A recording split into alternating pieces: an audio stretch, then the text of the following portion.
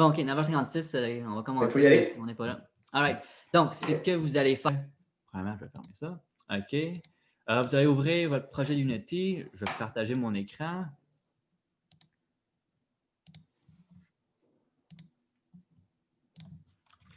Je vais mettre mes maths de côté ici. Bon.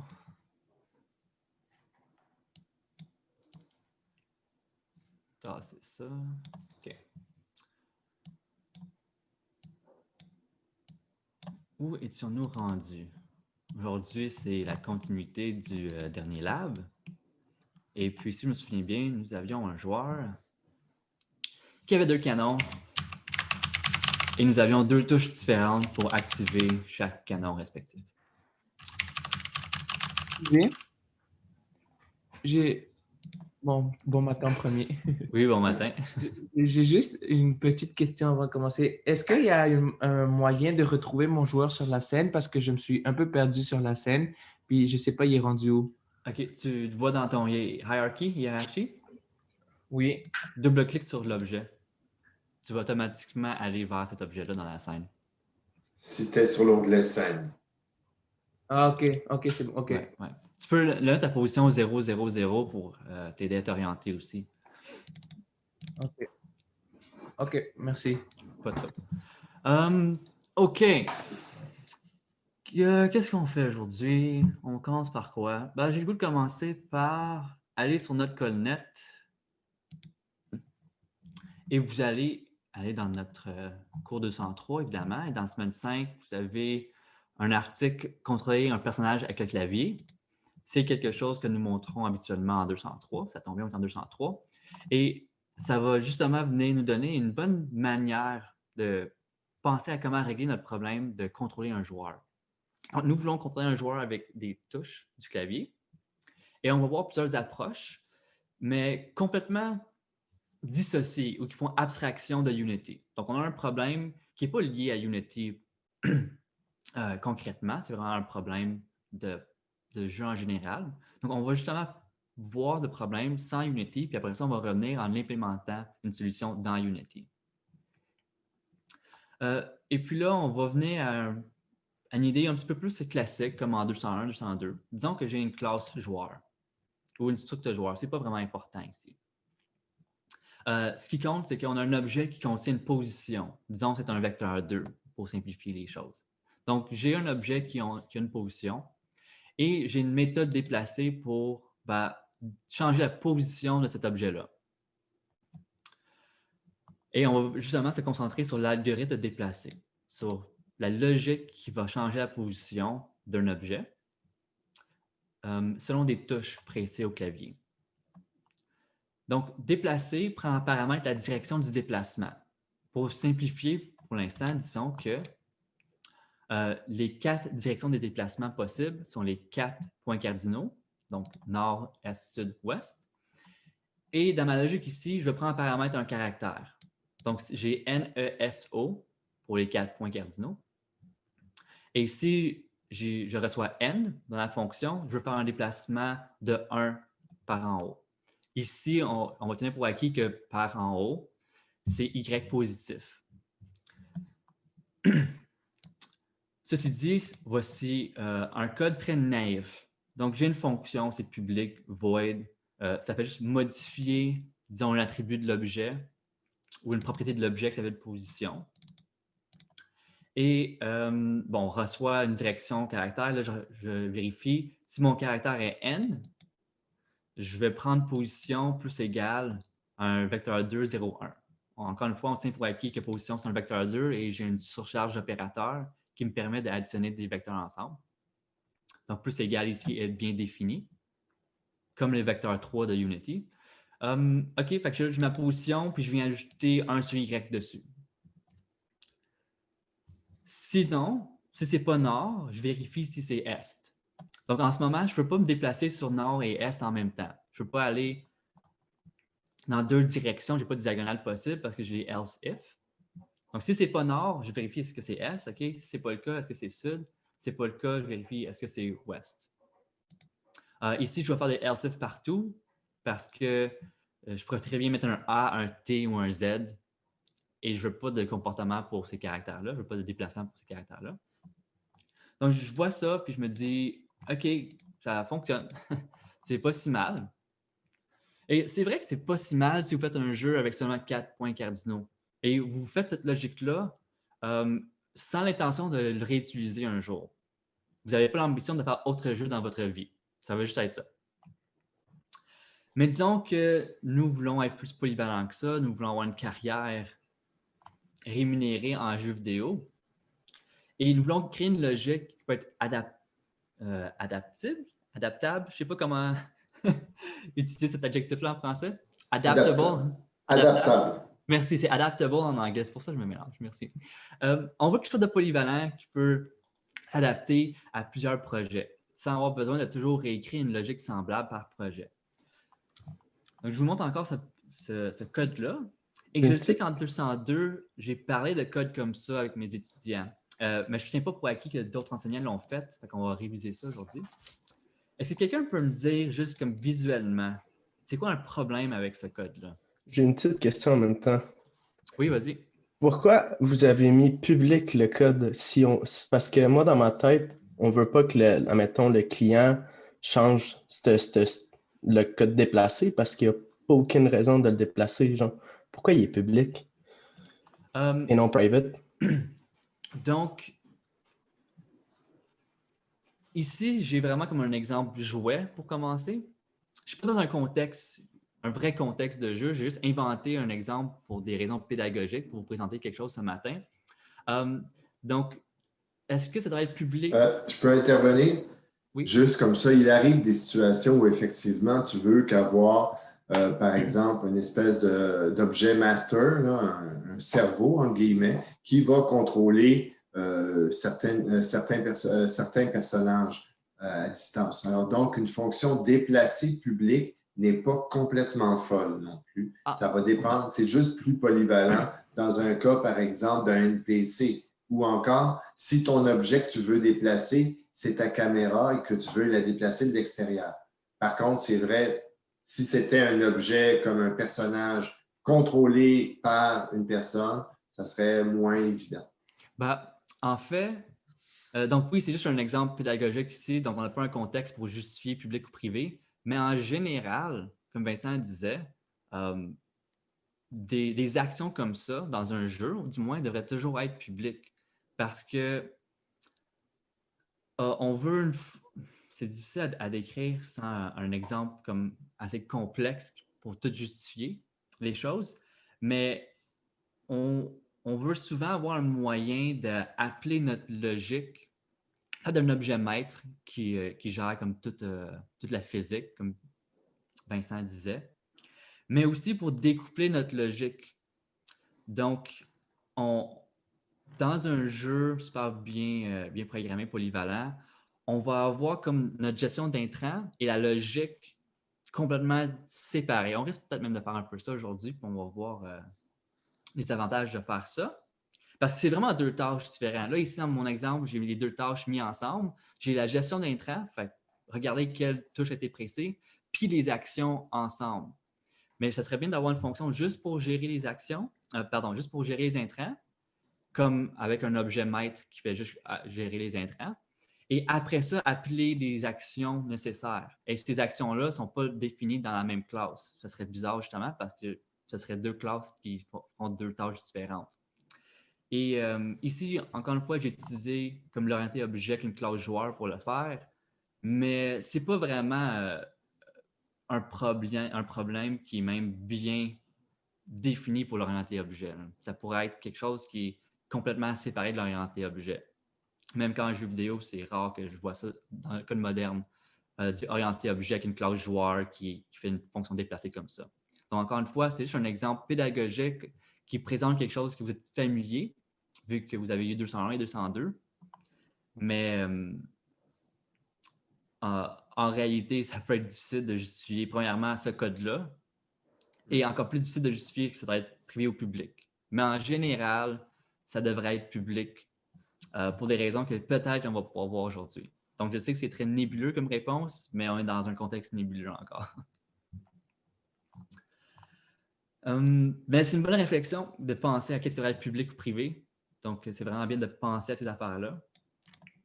Et on va essayer de continuer d'y penser à travers le cours d'aujourd'hui. C'est quand qu'on va arriver à ça, justement? Je pense qu'un peu plus tard. On risque de toucher à ça. En tout cas. Pour revenir à ce que je disais, donc, on va se concentrer vraiment ici, dans la logique. Qu'est-ce qui cloche ici? Il y a quelque chose que moi, je n'aime vraiment pas, avoir ça. Donc, si un étudiant me livre du code comme ça, c'est sûr que ce n'est pas 100%. Parce que c'est une mauvaise structure de code utilisée. Si quelqu'un peut me dire c'est quoi le problème ici? Il y a beaucoup trop de if. Il y a beaucoup trop de if. Exactement. Il y a beaucoup trop de if. Disons que j'ai un jeu maintenant avec 8 directions. Je vais avoir 8 if puis 7 else. Disons que j'ai un jeu avec plus que 8 directions. Disons que j'ai un jeu qui utilise, OK, peut-être WASD. Donc, 4 directions pour se déplacer. Mais j'ai également plein d'autres boutons qui peuvent faire d'autres actions. Donc, j'ai peut-être pas juste une fonction déplacer, j'ai une autre fonction comme attaquer. Puis là, j'ai 15 touches pour attaquer. Bien, dans cette autre fonction-là, je vais avoir 15 if puis 14 else. Au final, pour chaque bouton que je veux dans mon jeu, je suis forcé à avoir un genre de if, else, if. Donc, potentiellement, je peux avoir du code qui est super redondant. Parce que regardez ça ici, je fais toujours la même chose. Vérifier une touche et après ça, déplacement. Vérifier une touche, déplacement. Vérifier une touche, déplacement. Vérifier une touche, déplacement. Si j'avais 10 touches, je ferais ces opérations-là 10 fois. Je fais la même chose, sauf que ici, qu'est-ce que je fais? J'ai plus égal. Ici, j'ai 0, 1, 1, 0, moins 1, moins 1, 0. Je vais juste changer quelques petites valeurs ici. Mais conceptuellement, je fais la même chose. Et lorsqu'on répète des opérations, ben, on devrait utiliser une boucle, parce qu'une boucle, c'est fait pour répéter, n'est-ce pas? Alors, comme que j'écris ici, une structure if-else, je vais juste passer ça, est plus appropriée pour changer de fil de pensée. Une condition, c'est pour comme changer de branche. Je fais cette action-là, ou cette catégorie, cette classe d'action-là, ou je vais faire une autre classe d'action. Je vais faire quelque chose de complètement distinct. Je change de fil de pensée dans mon programme. Ici, chaque branche, ce n'est pas pour changer la nature de l'opération à faire. Chaque branche me rapporte à faire la même chose, position plus égale. Donc, si vous avez des if-else et vous faites toujours comme la même chose, ici, je vois toujours position plus égale, c'est déjà un indice que ce code-là est candidat pour être amélioré et être rendu plus polyvalent à l'aide d'une book for, parce que justement, on répète quelque chose. On répète une vérification de direction et un ajustement à la position. Alors, comment pouvons-nous régler ce problème-là? Ben, à l'aide d'une technique qui s'appelle Data-Driven. Et puis, je ne vais pas aller en détail, je ne vais même pas expliquer formellement c'est quoi la programmation Data-Driven, c'est-à-dire dirigée par les données. Je vais juste vous montrer des exemples et un peu par vous-même, vous risquez d'avoir une définition. Juste en voyant qu'on va utiliser des données pour générer notre algorithme. Notre logique va être basée sur des données, ou justement, comme le mot implique, dirigée par les données. Et puis, regardons maintenant la nouvelle version de déplacer.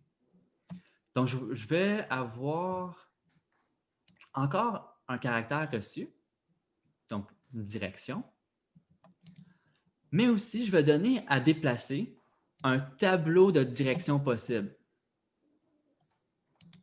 Disons que j'ai un jeu avec WASD, WASD pour déplacer. Fait que je m'attends que les caractères soient en WASD la plupart du temps. Je m'attends aussi que tu vas recevoir des caractères qui ne sont pas pour un déplacement comme A, T, Z, C. Ça se peut que quelqu'un presse sur une mauvaise touche du clavier, c'est attendu. Mais je m'attends d'avoir justement WASD comme direction possible. Donc, dans ce tableau-là de caractères, je vais mettre WASD. Si mon jeu veut ça. Si j'ai un jeu qui utilise les flèches, ben, je vais envoyer un tableau contenant les 4 flèches. Si j'ai un jeu qui utilise 20 caractères pour déplacer, ben, je vais envoyer un tableau qui contient ces 20 caractères à utiliser. Et aussi, je vais envoyer un tableau 2D de delta. Mais delta, c'est ça ici. Donc, un vecteur 2 de 0, 1, 1, 0, 0, moins 1 et moins 0. Mais delta, c'est mes déplacements à faire. Parce que, qu'est-ce qui change ici dans mon code? C'est les directions possibles, NESO. Regarde dans le if, chaque if est pareil, sauf que ce qui change, c'est ça ici. C'est les données de direction possible, NESO. Et après ça, dans notre opération, c'est toujours position plus égale new vecteur 2, mais ce qui change, c'est ça ici. Ou en fait, le vecteur 2 au complet. Donc, pour mes données qui changent, mes directions possibles et mes déplacements possibles, mes directions possibles et mes deltas, je vais juste les recevoir en paramètres. Donc, j'ai identifié mes données qui vont changer et je crée un algorithme qui est dirigé par ces données-là. La première chose que je fais, c'est juste m'assurer que j'ai autant de delta que de directions possibles. Donc, si j'ai 4 déplacements possibles, je dois avoir 4 directions ou 4 touches possibles. Ici, je fais juste vérifier la longueur des 2 tableaux. Si ce n'est pas le cas, je return. Bon, je pourrais lever une exception ici. Ça serait peut-être même plus approprié. Ah, merci Vincent. Mais un assert serait vraiment la meilleure chose, surtout pour un jeu vidéo et dans Unity. Donc, on va voir assert plus tard. Oui, ça va être intéressant. Pas maintenant. Non. Mais ici, disons un code vraiment classique, comme vous êtes familier de voir, on lèverait une exception où on ferait juste ignorer l'appel de fonction avec un return. Ici, c'est vraiment ce qui est important. Là. Donc, je vérifie avec une boucle for, comme que je disais, c'est une répétition. Je vais balayer ou passer à travers chaque direction possible. Et je vérifie si la direction reçue, donc si la touche pressée par le joueur est égale à une des directions possibles. Donc, disons que je reçois la direction, je vais le dessiner un peu. Ici, Grommet MPX. Ah non, ça ne marche pas. OK, je vais faire une capture d'écran, puis je vais juste dessiner sur cette capture d'écran-là. Ce ne sera pas bien long.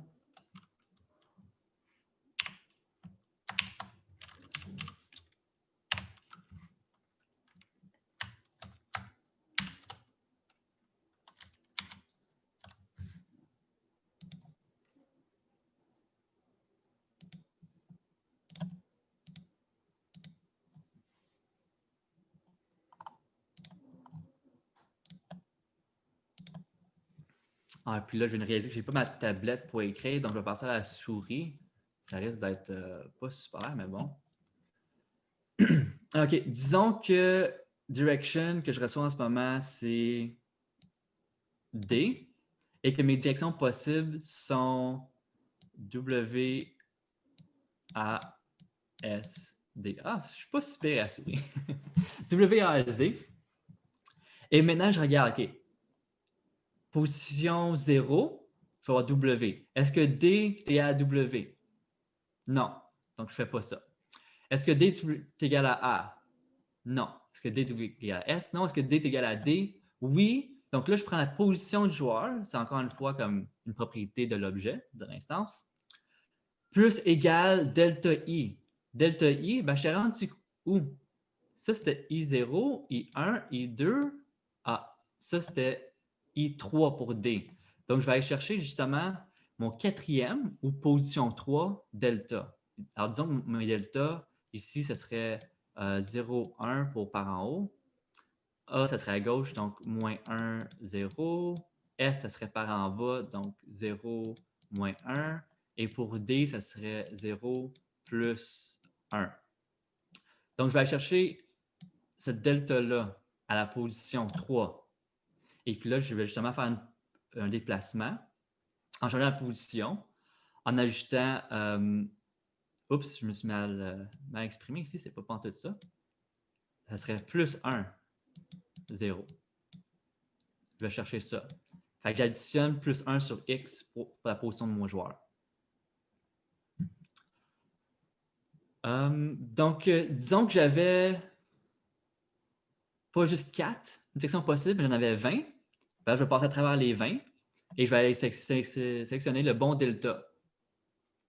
Donc ici, j'ai comme une association entre direction possible et delta, via la position.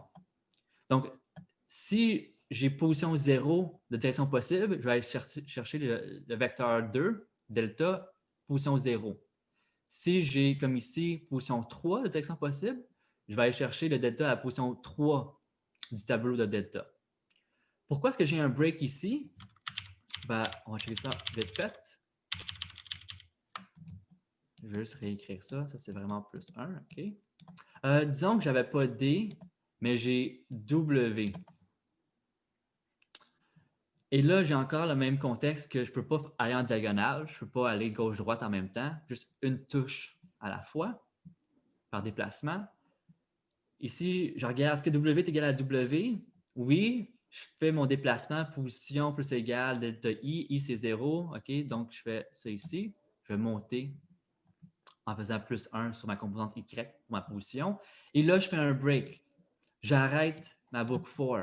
Comme ça, je ne continue pas à faire est-ce que W est égal à A, est-ce que W est égal à S, est-ce que W est égal à D. J'ai déjà trouvé dans ma recherche W dans mon direction possible, dans mon tableau de direction possible. Donc, ça ne sert à rien de continuer de chercher pour d'autres W. Ici, direction possible devrait être un ensemble. Donc, un ensemble sans duplicat. Alors, si j'ai trouvé W une fois, j'arrête de continuer de chercher pour W. Fait que je fais un break pour arrêter ma boucle for et optimiser mon code.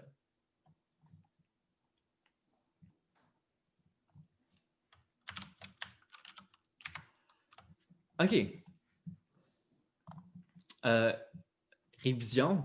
Qu'est-ce qu'on a appris là-dedans?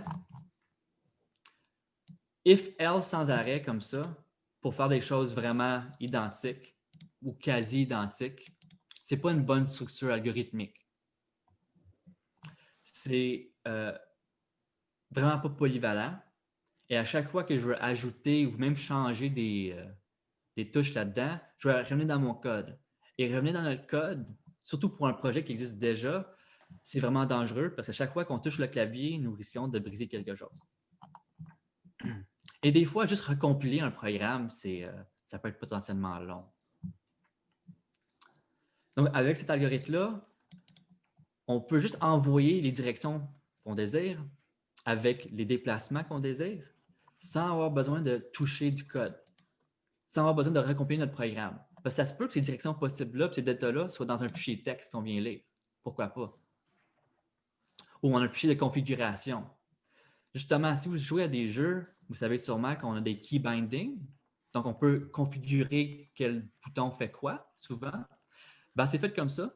On va enregistrer comme les touches de déplacement avec leur action associée. Ici, c'est juste des deltas, des vecteurs 2, dans un fichier texte. Puis lorsqu'on démarre le jeu, on vient loader ce fichier texte de configuration du joueur.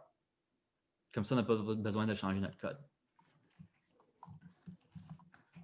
Alors, les boucles for, on les aime.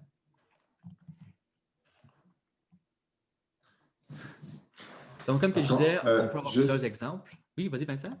Juste le faire remarquer que ce n'est pas une question de rapidité nécessairement du code ici, qu'on s'entend, parce que les ifs vont se faire quand même.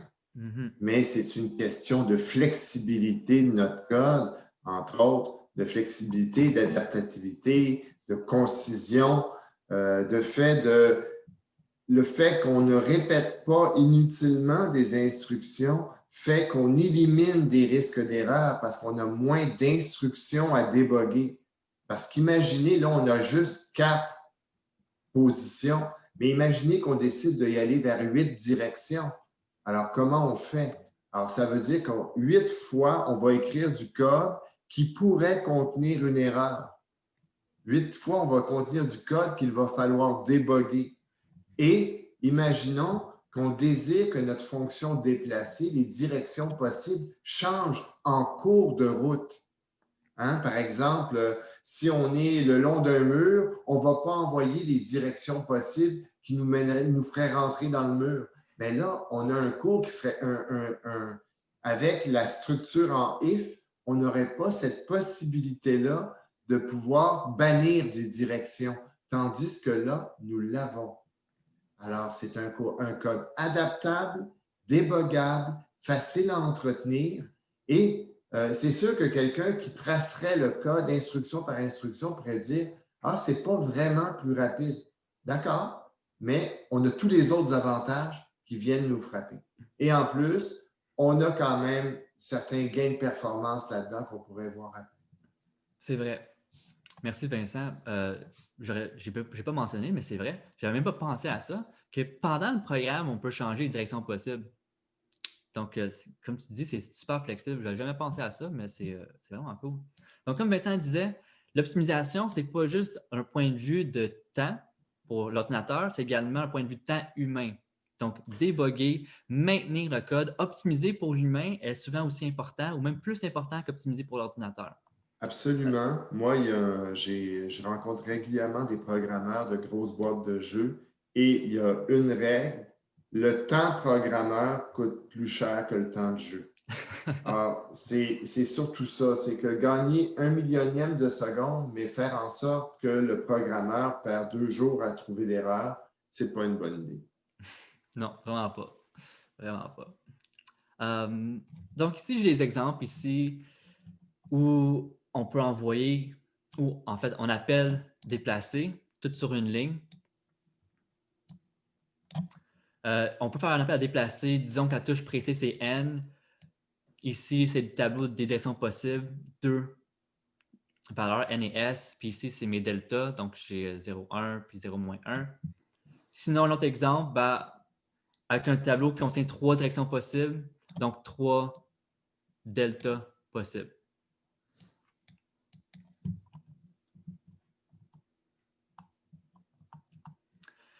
Ici, dans le cas de déplacer, une approche sans caractère peut être préférable. Donc, j'ai changé déplacer pour prendre un entier, direction. Qu'est-ce que j'ai fait ici? Je vérifie.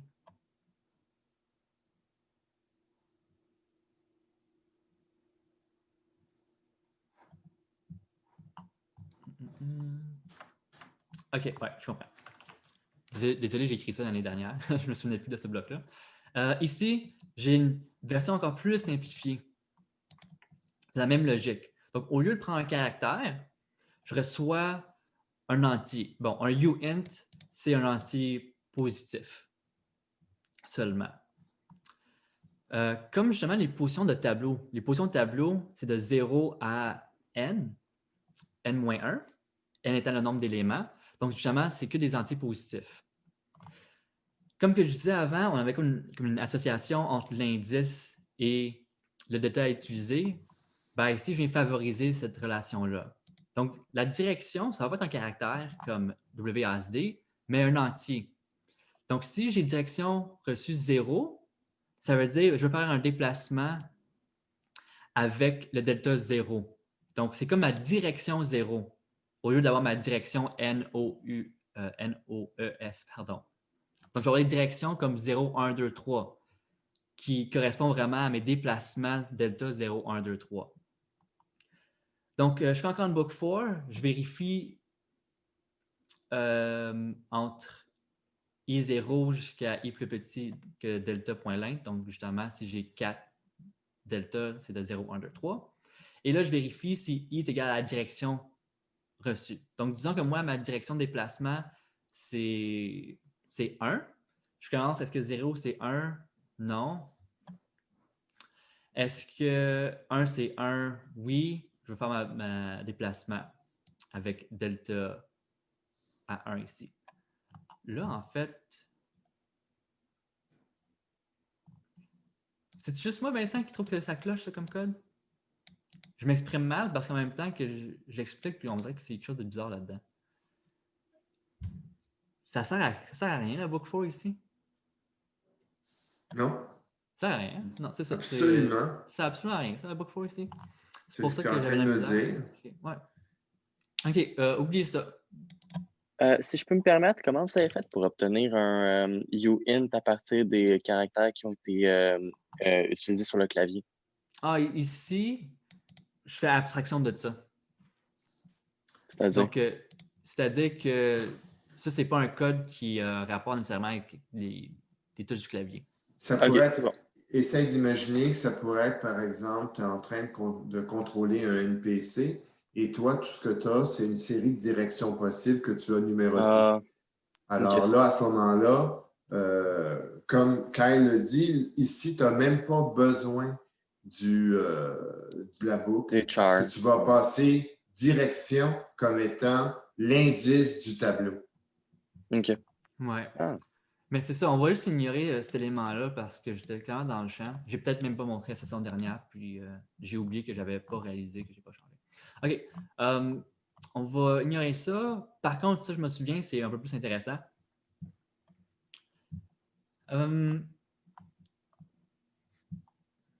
OK. Maintenant, on va rentrer encore plus concrètement dans le jeu vidéo et plus s'approcher de ce qu'on va faire dans Unity. Disons que j'ai une fonction Process Digital Inputs, ce qui veut dire analyser les intrants numériques.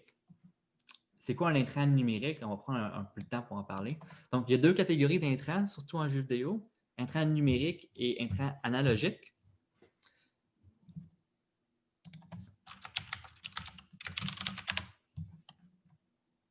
Donc, Nintendo 64, un des premiers à utiliser le concept d'intrant analogique avec le analog stick.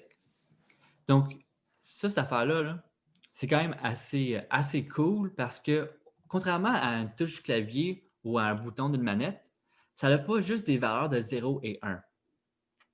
Donc, vous savez que quelque chose de numérique, quelque chose de digital, c'est quelque chose d'informatique basé sur des signaux numériques qui sont 0 et 1. C'est binaire. Donc, un bouton du clavier, ça peut juste avoir deux états, pressé ou non pressé, 1 ou 0. Mais ici, quelque chose d'analogique, ça peut prendre une pseudo-infinité de données. C'est pseudo-continu. C'est-à-dire que, disons, j'ai deux axes. En fait, pas disons, j'ai deux axes ici, l'axe X et Y. Et sur X, je peux être entre 0 et, en fait, entre moins 1 et 1. Je n'ai pas juste 0 et 1 comme valeur pour coordonnées X, mais j'ai plein de valeurs, une pseudo-infinité. Analog stick axis, je vais vous montrer plus concrètement de quoi que je parle. OK. Peut-être pas celle-là.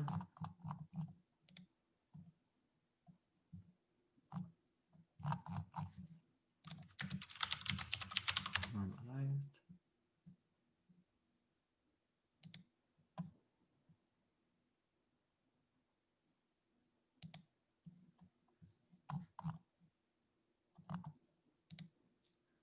Bon, j'aimerais ça pouvoir arrêter l'animation, j'en ai pas le besoin. Mais faites juste vous concentrer sur le plan cartésien à gauche ici et ignorer l'animation. Donc, si votre analogue est au centre, on est à quelle position? 0, 0. Si j'apporte mon analogue avec mon pouce vers la droite, le plus que j'apporte vers la droite, le plus que j'augmente les valeurs de X. Jusqu'à un maximum de 1. Et à gauche, jusqu'à moins 1. Pareillement pour Y, positif, ça serait de 0 à 1 et négatif de 0 à moins 1. Si je suis comme ici, là, je suis à 0.5. Là, je ne sais pas à qui vous voyez ma souris, là, mais je suis à 0.5, 0.5. Donc, c'est un vecteur 2. Mais je peux quand même diviser ça en deux composantes. Justement, je suis où sur X, je suis où sur Y. Et ces données-là ne sont pas purement 0 ou 1, sont des pseudo-réels, pseudo-continus. Donc, quand c'est analogique, c'est, disons, pour nous autres, synonyme de continu. Quand c'est numérique, c'est juste binaire, c'est 0 ou 1. Bon, ici, ma fonction, justement, elle va juste traiter des intrants non analogiques, numériques, comme des boutons. Fait ici, dans Process Digital Inputs, je ne vais pas gérer des analogues comme sur les manettes modernes. Juste des touches vraiment simples. Et en parlant de touches vraiment simples, on a des boutons de manette. Donc ici, j'ai une fonction qu'on va explorer plus tard qui vérifie l'état d'un périphérique d'intrant. Et ici, il va vérifier justement quelque chose qui est comme un bouton, quelque chose de numérique, 0 ou 1. Donc, on va vérifier, est-ce que le bouton A est pressé? Si oui, on jump. Après ça, est-ce que le bouton B est pressé? 0 ou 1. Si c'est vrai, donc si c'est 1, on va tirer. Et maintenant, on va analyser des problèmes avec ça ici. C'est des problèmes semblables à ce qu'on avait au début avec déplacer. Donc, premièrement, il faut modifier le code pour ajouter ou retirer des actions. Ici, j'ai 2 actions, jump et shoot. Maintenant, disons que dans mon jeu, je peux peser sur, je ne sais pas, triangle ou sur back ou sur I du clavier pour ouvrir mon inventaire dans un jeu style RPG. Ou pour même ouvrir un menu quelconque. Donc, justement, je veux peser sur un bouton, alors un intrant numérique. Je vais ajouter un autre if avec un autre input.getButtonDown, puis je donne le bouton associé, comme disons bouton.x. X, ça serait pour ouvrir le menu ou pour ouvrir notre inventaire. Donc, à chaque action que je vais ajouter, il faut que je revienne dans ce code-là et que j'ajoute un if avec l'action associée. Donc, si j'ai, disons, 15 actions associées à des touches numériques, je vais avoir 15 if à l'intérieur.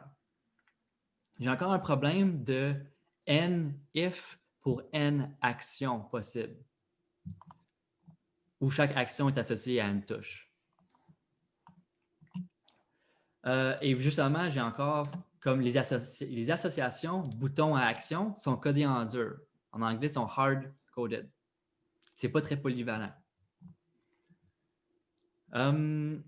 If est utilisé pour vérifier des problèmes de la même nature. Donc, c'est quoi la nature de mon problème ici? Vérifier touche, activer action. Vérifier touche, activer une action. Ça se généralise comme ça. Donc, je ne change pas vraiment le fil de pensée de mon programme avec mon if. Je fais toujours les mêmes genres d'opérations. Donc, déroulement de la fonction est dicté par la logique codée en dur et non par des données. Ce serait vraiment plus cool de recevoir, comme avant, un tableau d'intrants possibles, comme notre tableau de caractères de direction possible. Donc, pourquoi pas recevoir en paramètre un tableau de boutons possibles et avoir un tableau, pas de delta cette fois-ci, mais un tableau d'actions à appeler. Et encore avoir notre association de si bouton 0 est pressé, j'appelle l'action 0. Si bouton 2 est pressé, ben, je vais appeler l'action 2 de mon tableau d'action. Vous avez juste à penser, je suis sûr qu'il y a pas mal de joueurs parmi vous dans la classe, là. Vous avez juste à penser à tous ces jeux où dans la configuration, vous pouvez vous-même décider de l'association action-bouton ou action-touche. Alors, la plupart des jeux le permettent. Et ça serait impossible de le faire si c'était codé comme dans l'exemple actuel. Yep. C'est comme des keybinds dans un jeu. Exactement.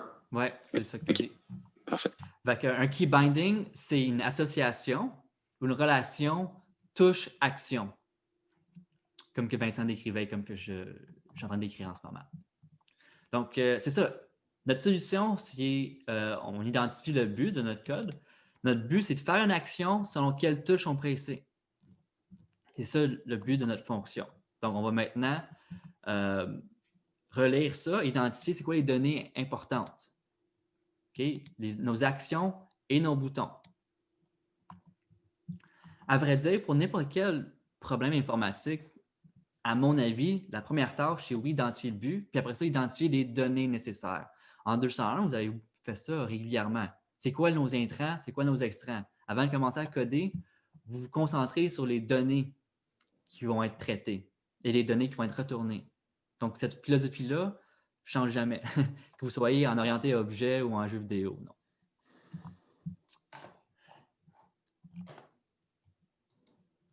Et ce qu'on va faire au final, c'est quelque chose comme ça ici. Là, j'ai une annotation bizarre. Je vais le régler plus tard. Mais je vais recevoir un tableau de boutons. Inputs to check. C'est mes touches numériques ici, mes boutons. Et je vais recevoir un tableau d'action.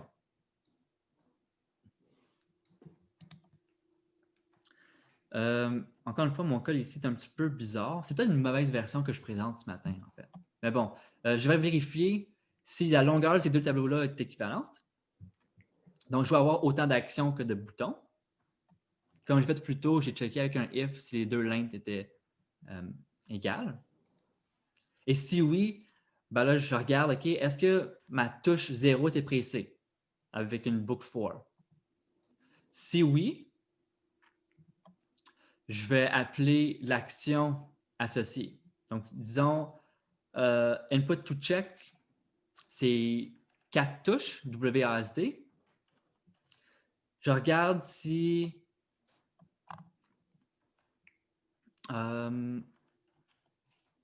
ici, c'est quoi ça, input?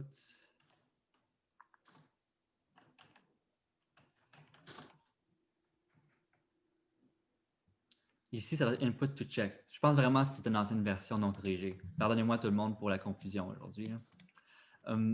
Mais c'est ça. Pour chaque touche, donc j'ai N touches, je regarde si la touche à la position I a été pressée. Donc, disons, je vais vérifier si W a été pressé, A a été pressé, S, D a été pressé. Et si oui, ben, j'appelle l'action associée qui est à la même position.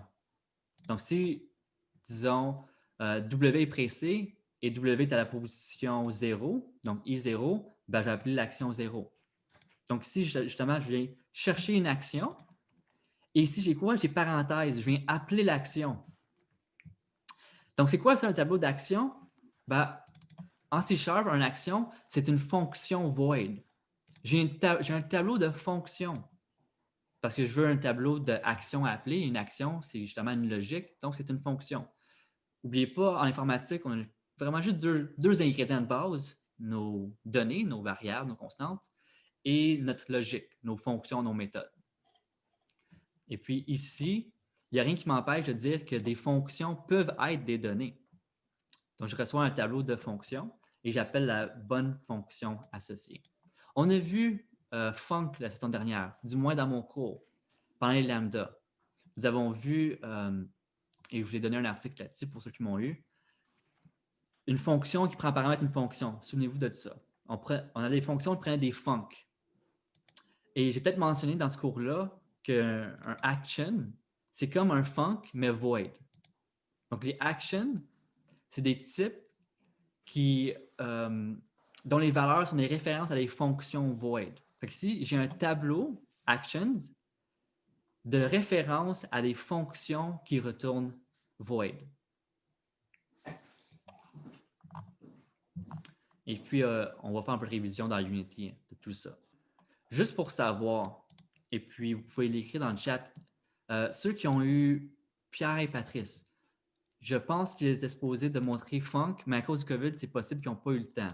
Donc, pas à main levée, mais en fait dans le chat, pouvez-vous nous dire qui n'a pas vu func? Func, F-U-N-C. Philippe.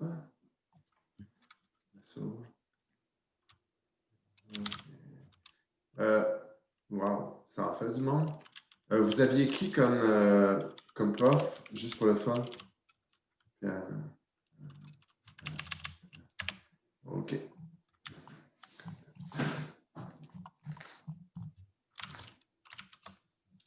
Je vais juste vérifier dans le chat pour me donner une idée des statistiques. C'est ceux qui ont eu Pierre, j'ai l'impression qu'ils n'ont pas eu. OK. Donc, ça se peut que le COVID a fait en sorte qu'il n'y a pas eu le temps. C'est vrai, c'est à la fin de la session aussi, donc c'était quand même probable que ça soit coupé. Mais je pense que tout le monde au minimum a fait des lambda. Donc, vous avez utilisé func sans vous en rendre compte. Les fonctions comme en ligne Q que vous avez vu, disons,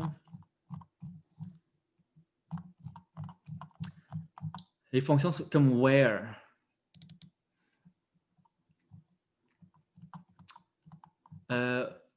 Where ou select ou find avec les énumérables, ça je pense que tout le monde l'a vu. Ça prend en paramètre quoi? Ça prend en paramètre des fonctions. Donc si j'ai une fonction where qui prend en paramètre est antipositif, qui est une fonction. Donc des fonctions qui prennent en paramètre des fonctions.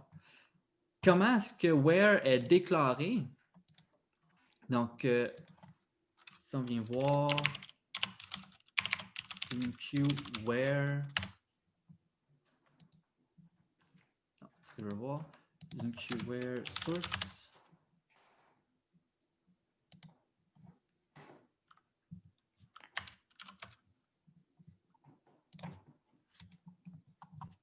OK, faire ma recherche. Where. OK. Donc, oui, ça paraît quand même assez chargé, mais on va juste se concentrer sur une chose. Ici, j'ai la déclaration de la fonction where que vous avez vue, et on voit que where prend en paramètre un func. Donc, ça prend en paramètre une référence à une fonction. Comme ici, where, je lui donne une référence à une fonction. Et antipositif, c'est une référence à cette fonction-là. Et dans la fonction, justement, j'ai une logique, j'ai un plus grand égal à l'intérieur. Donc, ça me retourne un bool. On appelait ça des fonctions prédicats. En fait, on appelle toujours ça des fonctions prédicats ou prédicates. Je ne sais pas comment conjuguer ça. Là. Ou accorder ça, je veux dire. Des fonctions prédicats. Prédicats, c'est ça, merci. Donc, bref, fonction qui prend en paramètre des fonctions. Ici, ce que j'ai, ce n'est pas une fonction qui prend en paramètre une fonction. J'ai une fonction, process de show input, qui prend en paramètre un tableau de fonctions. Qui prend plusieurs fonctions. Mais au lieu d'être func, c'est action. C'est la même chose que func, c'est juste que c'est des fonctions void. Donc ici, mon where prend en paramètre une fonction bool. Ici, je prends en paramètre des fonctions void. Donc, je sais que c'est rapidement montré pour ceux qui n'ont pas vu ça la saison dernière.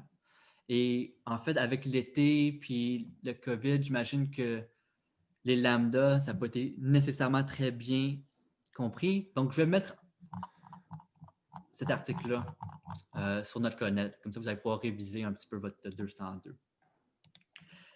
Mais au minimum, je pense qu'avec l'exercice qu'on va faire dans Unity, ça devrait quand même être assez clair pour tout le monde. Même si c'est un peu nébuleux depuis l'année dernière. OK, fait qu'on va finalement implanter ça, cette théorie-là, dans notre jeu. Et puis, sur mon joueur, je vais créer un nouveau script que je vais appeler... je vais commencer avec une version facile. Ouais, je ne vais pas être trop méchant ce matin. Là. Ça va être un movement component.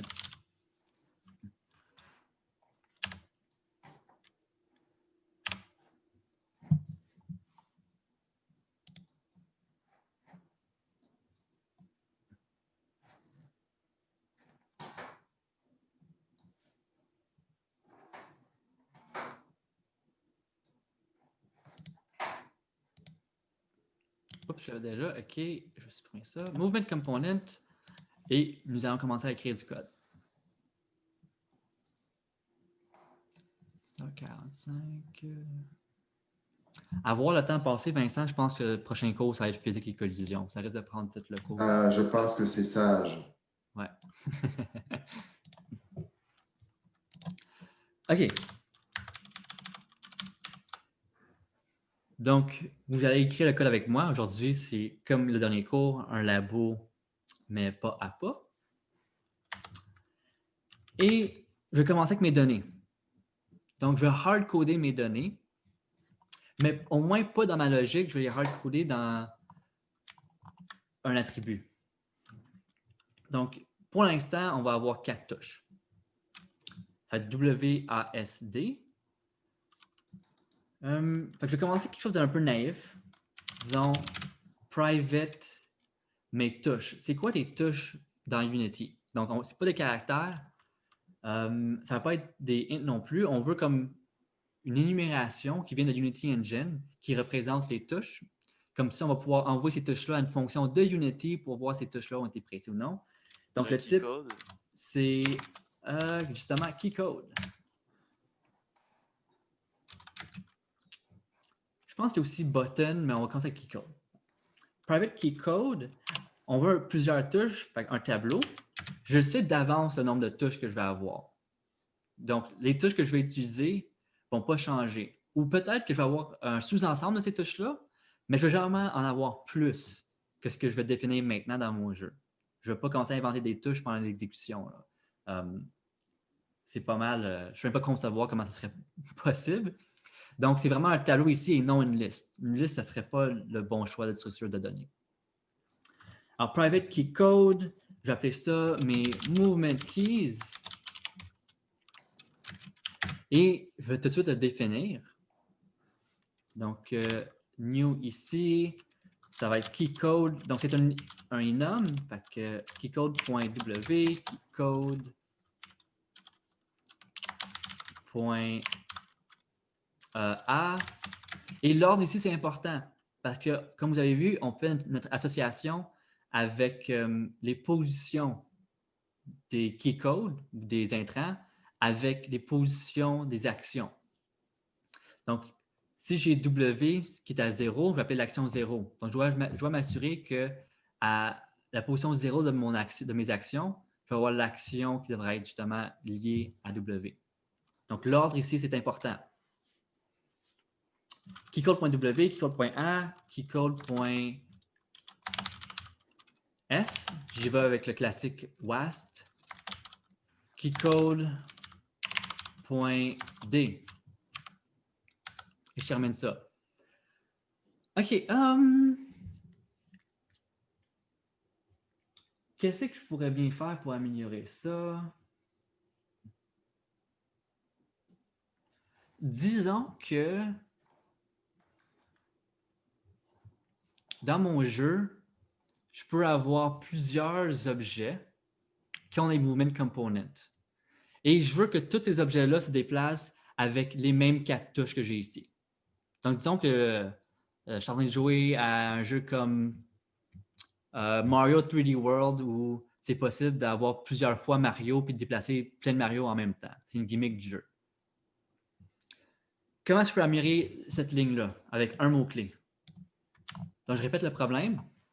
Je peux avoir plusieurs movement components sur plusieurs objets pour déplacer tous ces objets-là de la même manière, avec les mêmes touches. Comment je peux améliorer ma ligne 7?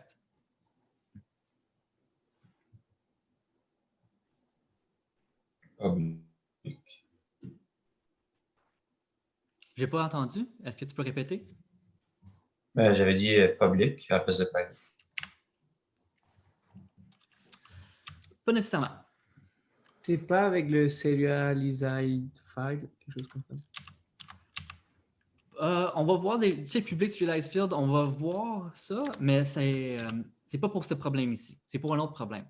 Ici, disons, pour vous donner un indice, le problème n'est pas nécessairement lié comme à Unity puis à avoir l'inspecteur. C'est un problème au niveau de la gestion de la mémoire ou la quantité de mémoire potentiellement utilisée. Moi, c'est juste une question par rapport au private et au public. Est-ce que si, mettons, on l'avait mis public, on aurait pu, dans Unity, définir les touches qu'on voulait pour... Oui. Okay. Ouais. Puis on va finir par faire ça, justement. OK, c'est bon. Donc, bonne intuition de ta part pour avoir pensé à ça. Mais encore une fois, pour revenir au problème, disons que j'ai 100 movement components dans ma scène. Je vais avoir combien de movement keys insensés dans ma mémoire? 400. Je vais avoir 400 keycodes, ouais. Je vais avoir, mais combien de tableaux, disons? 100. 100, ouais. Et c'est dans ces 100 tableaux-là, est-ce que chaque tableau est distinct d'un point de vue conceptuel? Le mettre en constante. Ouais. Mais pourquoi? En C Sharp, oui. En C++, pas nécessairement. Donc, avec la constante, tu es vraiment plus proche. Mais pourquoi est-ce qu'une constante réglerait le problème? Parce qu'ils vont tout appeler la même chose. Puis Oui. comme il n'est pas dans une fonction, il est genre dans l'univers en général. OK, tu es tellement proche, cherche le mot-clé. C'est quoi ça quand tu n'es pas dans un objet, mais tu es dans comme la classe? Dans la classe. Variable de classe. On a nos méthodes d'instance puis nos méthodes de classe. Donc, si on veut des attributs ou des méthodes de classe, ou tu sais, si je veux une fonction super polyvalente, pour ceux qui m'ont eu, tu sais, si je veux comme des fonctions de maths que je peux utiliser n'importe où dans mon programme, qui ne sont pas attachées à un objet, ça serait des fonctions. Qu'on n'est même pas obligé d'instancier l'objet pour les avoir. Come on, guys, vous êtes tellement proches. Ça commence par S.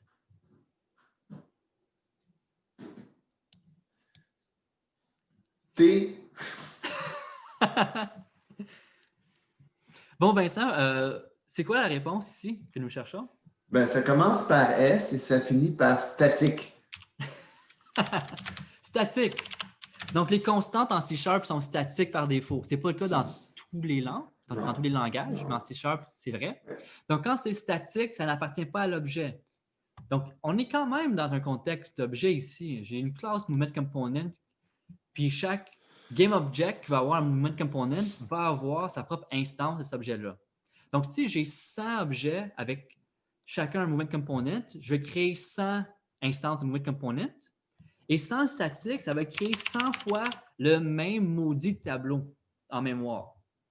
Je vais avoir 100 fois WASD. Ça ne sert à rien. Pourquoi est-ce que je viens bourrer ma mémoire de plein de données qui ne servent à rien? Je viens bourrer ma RAM avec plein de choses qui ne servent à rien. J'ai juste besoin d'avoir ce tableau-là défini une seule fois dans mon programme.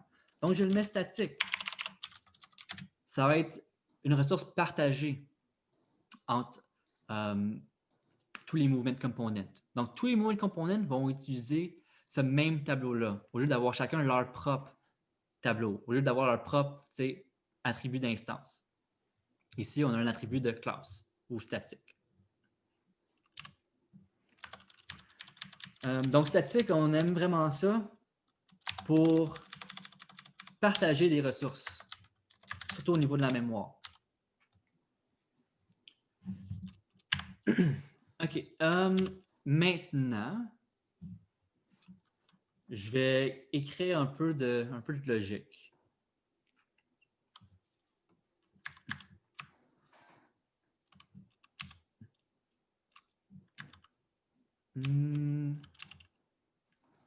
Donc, je ne vais pas tout de suite aller au tableau d'action. On va commencer avec le déplacement, comme dans l'article au début. Donc, je vais avoir ma fonction private void déplacer.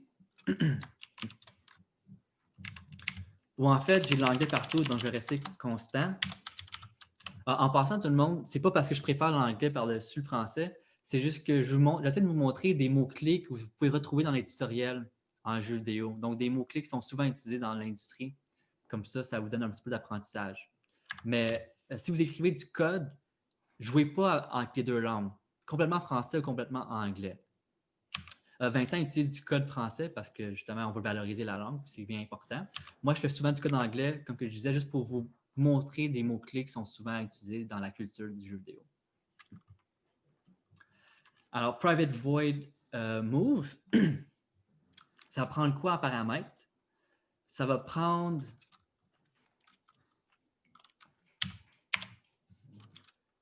un key code.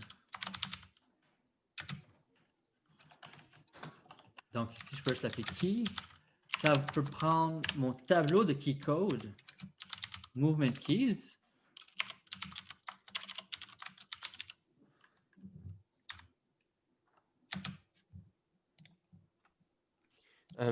Mais le fait que ce soit statique, ça veut dire qu'on n'a pas besoin de l'envoyer comme ça? on n'a pas besoin de l'envoyer. Moi, je préfère l'envoyer. Parce que disons que, puis ce qu'on va finir par faire peut-être si on a le temps, là, mais ce tableau de movement keys, il n'a pas besoin d'être défini dans la classe. Il peut être défini dans un autre fichier qui est justement, disons, une classe pour gérer des ressources comme les touches à utiliser. Donc, si c'était le cas, je pourrais justement le recevoir en paramètre au lieu de justement l'utiliser ici. Parce que oui, j'ai accès à Movement Keys. C'est privé, mais c'est défini dans la classe, donc je peux justement avoir accès dedans. Ma fonction, au lieu de le recevoir en paramètre. Mais moi, je préfère comme tout y aller par fonction. Recevoir mes intrants puis mes extrants, utiliser les attributs le moins possible directement. Comme ça, je peux comme juste prendre ma logique puis la sortir d'une classe, la mettre ailleurs, puis qu'elle fonctionne encore, parce qu'elle reçoit l'information en paramètre. Et aussi, d'un point de vue comme lecture de code, personnellement, j'aime ça voir toutes les données importantes dans la signature de ma fonction. Toutes les données que je vais traiter, de les voir dans mes intrants pour la fonction. Mais j'ai vraiment une mentalité plus comme procédurale ou même plus moderne orientée données et moins comme vieux classique orienté objet des années 80. Il y a des pour et des contre pour chaque méthode.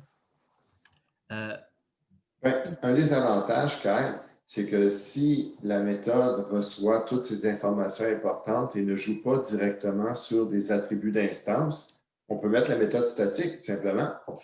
Yes! J'allais justement faire ça. Donc, si vous recevez tout en paramètres, vous n'avez pas besoin de modifier des attributs d'instance. Donc, la fonction peut être statique. Les fonctions statiques, il y a des choses assez cool avec les fonctions statiques parce qu'elles sont super polyvalentes, on peut les appeler n'importe où, elles ne sont pas liées à un objet quelconque. Mais je ne pense pas qu'on a le temps aujourd'hui, Vincent, de voir pourquoi c'est tellement cool les fonctions statiques. On l'a déjà fait en 202. Ça aurait dû être vu en 202. Ouais. Moi, je me souviens bien, je l'ai fait avec mes étudiants. Mais encore une fois, c'est plus vers la fin de la session, donc je ne peux pas tenir pour acquis cette épée de détail. Je suis conscient de tout ça. OK. Mais excellente question à la personne qui l'a posée. Pour l'instant, on va juste suivre un peu ma philosophie des affaires sans vraiment justifier pourquoi c'est potentiellement meilleur, mais on a une restriction de temps quand même. OK. Donc, keycode, movement keys. Et finalement, ça va être encore mes deltas, mes déplacements. Donc, pourquoi pas, je vais créer un tableau de ces deltas-là. Private, ici, vecteur. Alors, on va faire un jeu style 2D, donc vecteur 2. C'est pas des vecteurs 3 aussi. Un vecteur 2 puis un vecteur 3, c'est pas mal la même chose, juste que dans un vecteur 2, la composante Z est toujours à 0.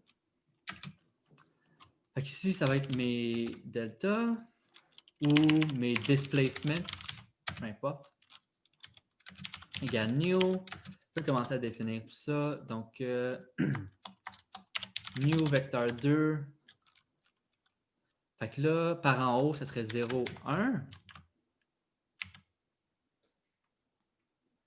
Ah, mais en fait, mon jeu, si on fait un genre de top-down shooter comme ça,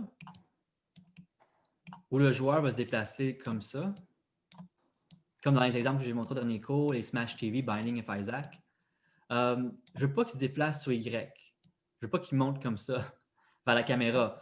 Donc, en fait, ça devrait être des vecteurs 3.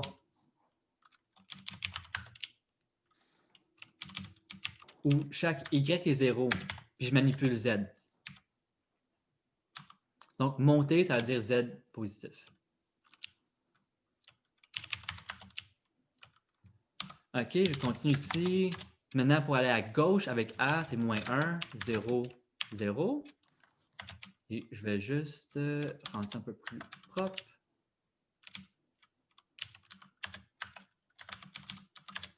Comme ça. New vecteur 3. J'ai S, donc par en bas, 0, 0, moins 1. OK. Et finalement, vers la droite, 1, 0, 0. Donc, je vous laisse un peu de temps pour écrire ça.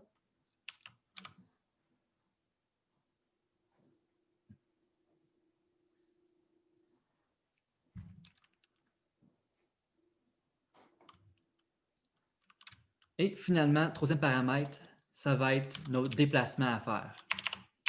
Encore une fois, je n'ai pas besoin de prendre ça en paramètre parce que je peux y accéder directement avec l'attribut. Même si c'est statique, ce n'est pas un problème. Mais moi, je préfère recevoir tout ça ici en paramètres. Code.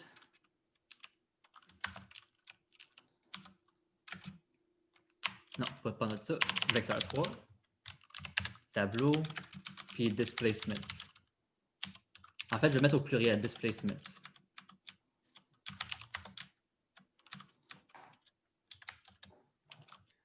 Donc, je vérifie. Premièrement, je vais m'assurer que le nombre de keys est le même nombre de displacements. Donc, si j'ai 7 movement keys, mais 3 déplacements, il m'en manque 4, c'est un problème. Donc, if movement keys.length n'est pas égal, ou en fait, je peux faire égal. Non, n'est pas égal. Ça va être plus rapide en fait. N'est pas égal displacement.length. Je peux lever une exception. Je peux ignorer. Souvent, en jeu vidéo, on va juste ignorer des choses. Mais je veux maintenant revenir sur quelque chose que Vincent a mentionné plus tôt. Et puis, c'est une petite parenthèse de théorie qui n'est pas vraiment liée au restant du labo, mais on peut améliorer la performance de notre code ici. Fait que là, à chaque fois que je vais faire un move, je vais faire le if. Et si je fais, je ne sais pas, disons j'appelle move 60 fois par seconde, ça fait beaucoup de if. Disons j'ai un jeu multijoueur comme vraiment ambitieux avec 64 personnes sur la map, comme les Battlefield ou les Battlefront.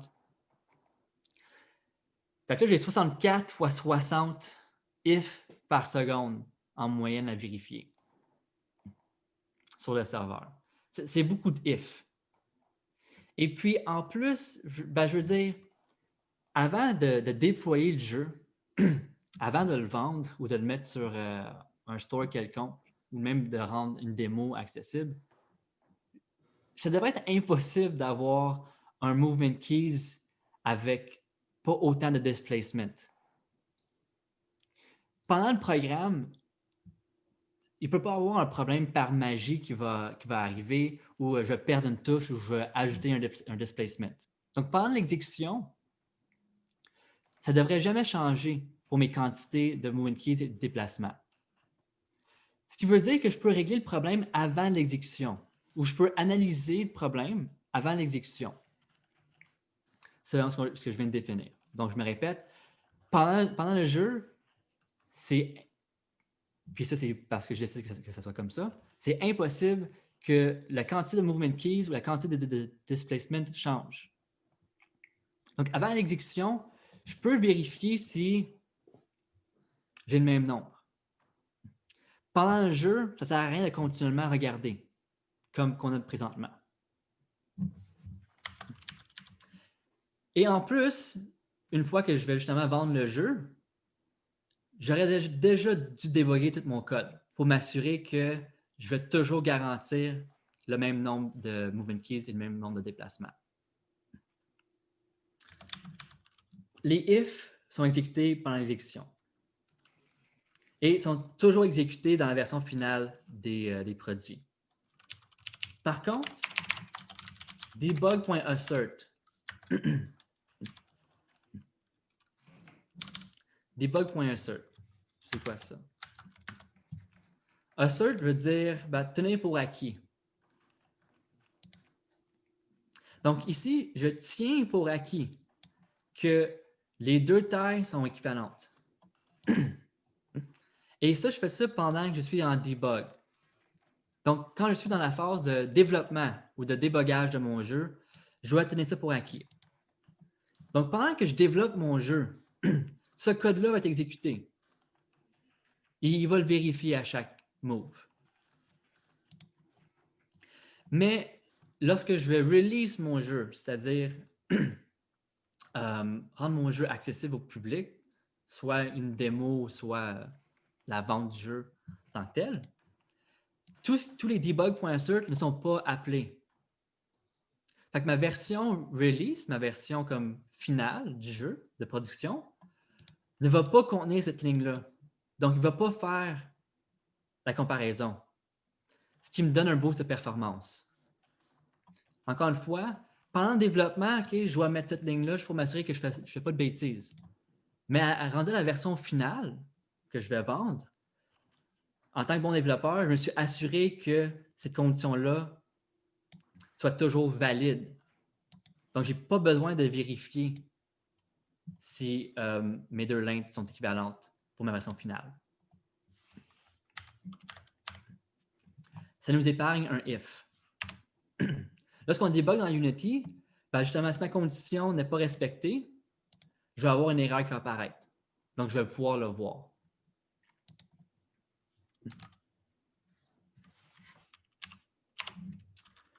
Bon, ça termine cette petite parenthèse-là. Debug.assert, c'est vraiment cool. Maintenant, on va continuer avec notre logique.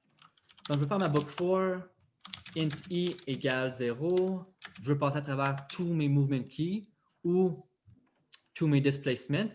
Les deux, c'est le même nombre pour leur length. Justement, si j'ai réussi à satisfaire ma condition ici, je suis rendu au point où je tiens pour acquis que les deux lengths sont équivalentes. Monsieur, oui? ça devrait pas être égal et non not égal. Oui, merci. Tu as complètement raison. Donc, je tiens pour acquis que les deux sont équivalentes. Ouais. Avant de continuer. Et là, pourquoi pas, je vais faire int n égale movementkeys.length. Donc, je continue i plus petit que n, plus i, book4 bien classique. Et là, je vais vérifier if. Et dans Unity, pour vérifier si une touche a été pressée, c'est input.getKey. Et là, je lui donne un key code. Quel key code? Ben, key code de movement keys, position I. Et si ça a été pressé, je vais faire transform.translate de displacement à la position I.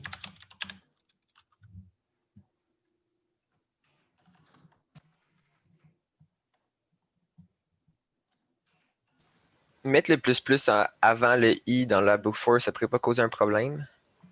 Pas dans le cas d'une book4. Parce que cette opération-là, c'est toujours fait à la fin de la boucle, que ce soit ++i ou i++. Donc, peu importe ce que je mets ici, c'est toujours appelé après toutes mes autres opérations de ma book4. Parfait. De toute façon, ++i et i++ ne vont pas changer ta logique. Simplement qu'il y en a une qui est moins coûteuse que l'autre en théorie. C'est ++i qui est moins coûteuse. Parce qu'elle ne nécessite pas la création d'une variable temporaire. Ouais.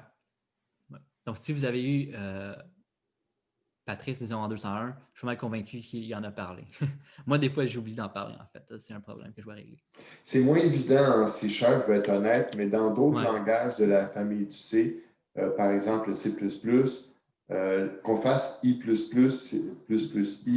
il y a une différence de performance. À part que ce qui est bête, c'est que les gens utilisent fréquemment I++ alors qu'ils devraient, dans une situation où ils devraient utiliser ++i. Est-ce que tout le monde se souvient de la différence entre les deux? Non. Oh, dans le chat, j'ai l'impression que ce n'est pas nécessairement. ++i, l'impact est immédiat sur la variable i. I++, l'impact est différé dans le temps. Donc, mais une autre fois, on reviendra là-dessus. Le temps commence à couler. En manquer. OK. Je pense que nous sommes prêts pour faire un premier test.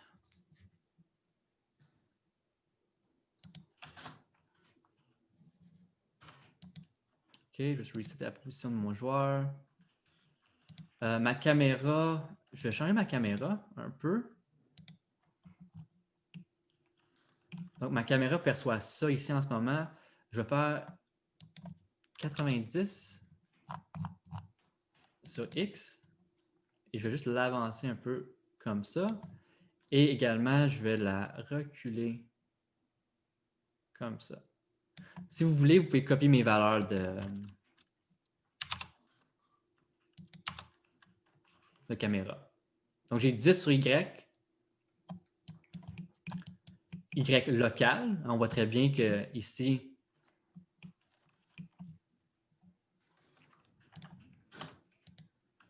oups.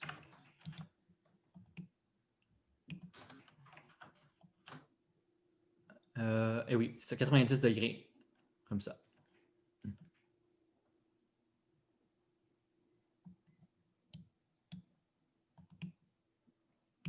Donc, si je vais dans la game, je vais voir ça ici. Ah, c'est vrai, je le faisais spinner en même temps. Je vais juste enlever le spin component de sur mon joueur. Remove component. Et là, n'oubliez pas, mon movement component, pour l'instant, je l'ai mis sur un clone du prefab. J'aurais peut-être dû le mettre sur le prefab en tant que tel, en fait. OK, donc c'est quoi mes touches? W, ASD. Ça ne fonctionne pas pendant tout. Donc, j'ai sûrement oublié une partie super importante. Ben oui, j'ai eu mon update. Move n'est jamais appelé.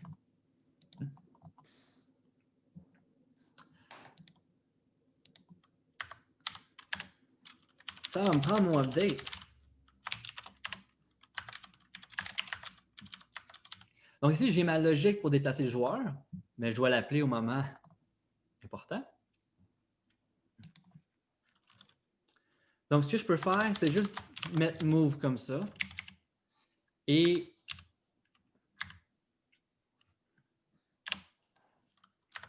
je vais lui envoyer... Ah, c'est vrai. Je n'avais même pas besoin du key.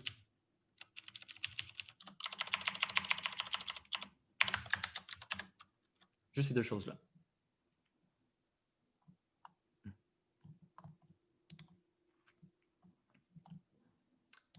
Donc, j'appelle move et je lui donne mes deux choses ici, movement keys et displacements. Ce qui est cool de les prendre en paramètres, c'est que je peux les changer. Je pourrais aller chercher un autre ensemble de movement keys si ça me tente. Donc, disons que j'avais... je veux sauvegarder des key bindings pour les déplacements. Disons que j'ai un ensemble qui est WASD, puis un autre ensemble qui est les flèches. Ben là, je peux appeler move en lui donnant quel ensemble utiliser. Si j'avais mis movement keys directement dans ma fonction, ben là, je viens coder ça en Azure. Ça va me forcer à juste utiliser cet ensemble-là. Tandis qu'ici, ben, je peux vraiment donner ce que je veux. Quel ensemble de movement keys et quel ensemble de déplacements que je désire. C'est pour ça que j'aime ça envoyer des paramètres. Ça nous donne beaucoup de polyvalence. OK. Donc, on va faire un premier test.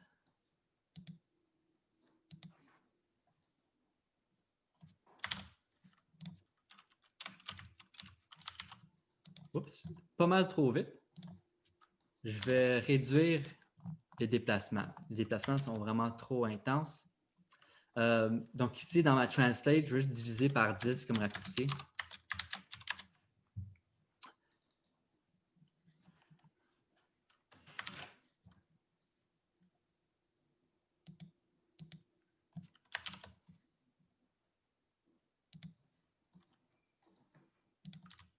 OK, WASD. Et je n'ai pas mis de break dans ma for. Donc, je vais pouvoir me déplacer sur deux touches en même temps. Ici, je paye sur WS, donc ça s'annule. AD, ça s'annule. Si je fais une diagonale, ça fonctionne.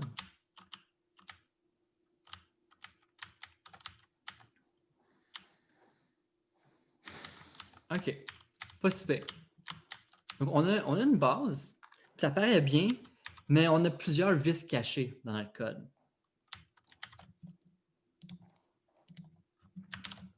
OK. Est-ce que quelqu'un peut me donner, disons, un des problèmes? Et puis, pensez à votre TP1. Mon problème est à la ligne 26. Et ce n'est pas mon divisé par 10, le problème. Ici, mes déplacements, en fait, je peux même renommer ça pour mes directions. Donc, si j'ai des vecteurs unitaires qui représentent des directions, je peux changer de nom ici aussi. Donc, tout ce que je fais ici, c'est que je prends mon vecteur unitaire puis je le multiplie par un scalaire. Comme ça, disons, c'est ma vitesse. Pourquoi pas, on va le faire rendu là. Private float speed égale, disons, 1 sur 10 pour l'instant. Donc, OK. Là, c'est un peu plus propre, mais ce n'est pas ça le problème. C'est quoi le problème à ma ligne 28? Pensez TP1. Et pensez que move est appelé dans update. C'est basé sur les frames et non le temps. Exactement. Donc, j'ai mis speed ici comme indice pour vous dire que lorsqu'on a des vitesses, une transformation à travers le temps, on veut prendre nos vitesses. Donc, ça ici, on s'entend, c'est ça me donne un vecteur de vitesse. Parce que je prends un vecteur 3 multiplié par un scalaire, ça me donne quand même un vecteur 3 qui représente une vitesse. Et nous, on a dit qu'on prenait nos vecteurs de vitesse et on faisait fois time.delta time. Et ici, je vais juste m'assurer de multiplier mes deux floats ensemble avant de faire la multiplication par le vecteur. C'est plus performant. Donc là, je corrige ce problème-là. On ne devrait pas mettre la vitesse un peu plus rapide, parce que sinon, ça va être vraiment lent. Oui, là, on est à quoi? Là, on était à vraiment pas vite. Ouais. Donc, disons 1 par seconde. Merci.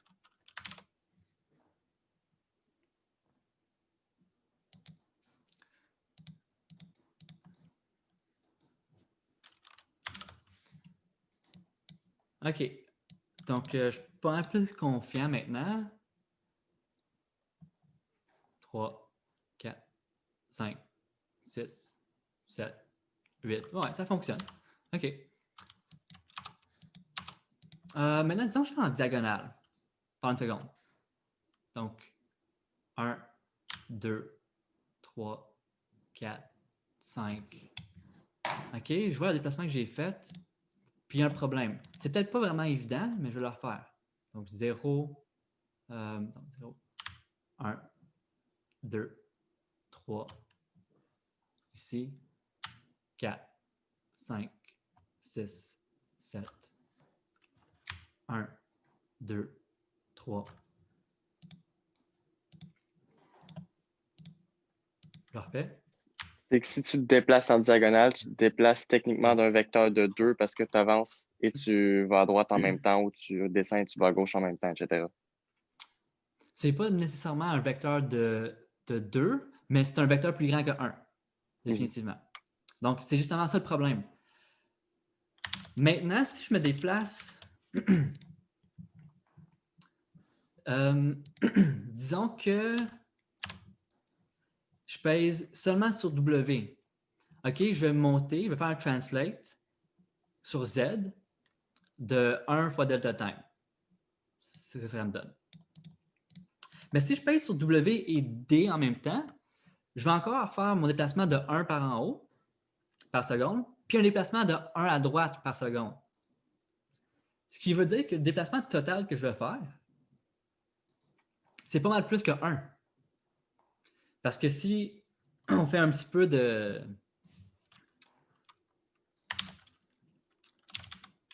trigo de base,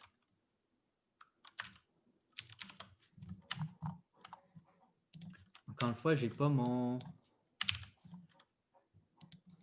mon crayon, je vais faire ça à la souris.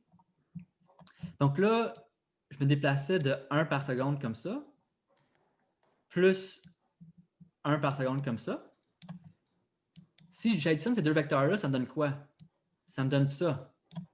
Donc ça a la longueur 1. Ça aussi, encore une fois, ça a la longueur 1. Mais ici, si vous vous souvenez de Pythagore, ce vecteur-là diagonal, c'est pas 1, c'est plus que 1. Et c'est justement ça, c'est des vecteurs qui représentent des vitesses. Donc, au final, il va plus vite que 1 par seconde. Parce que la norme du vecteur ici, ce vecteur que je vais mettre en bleu, l'hypoténuse de ce triangle-là est plus grande que l'opposé puis l'adjacent. Donc, en fait, je pourrais également le montrer d'une autre manière. Donc, ça, c'est pour D, déplacement à droite. Ça serait pour W par en haut. Puis là, si je veux voir le vecteur résultant en additionnant ces deux choses-là ensemble, vu que je fais deux translations, ça me donne ce vecteur ici, ce vecteur-là. Donc, si vous faites 1 au carré plus 1 au carré, racine carrée de ça, ça vous donne un nombre plus grand que 1, comme 1.5 quelque chose. Donc, qu'est-ce qu'il faut faire?